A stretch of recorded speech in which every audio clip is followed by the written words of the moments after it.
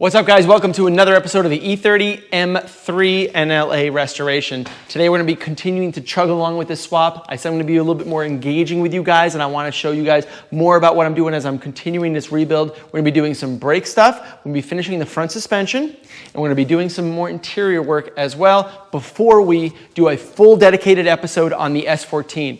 This is the S14 stuff, and we've got a lot of cleaning to do.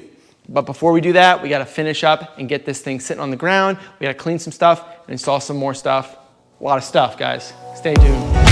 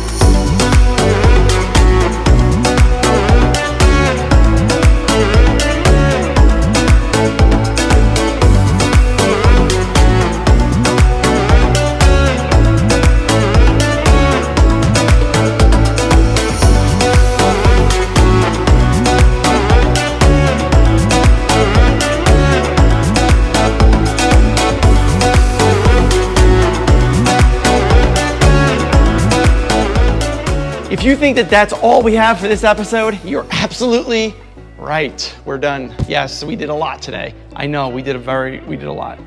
But I'm sick, I'm tired. I'm not sick and tired, I'm just sick and tired. And we got this M3 in a really good spot. We did a lot of work, guys, a lot of work. And next episode is gonna be all S14. So join me as we do all S14 transmission stuff, clutch and flywheel installation. We're gonna get the entire drivetrain in the car. We're gonna do engine bay wiring and get the whole wiring harness and the loom routed throughout the rest of the engine bay. We're gonna do radiator, and we're gonna be one episode away after this time for our first drive.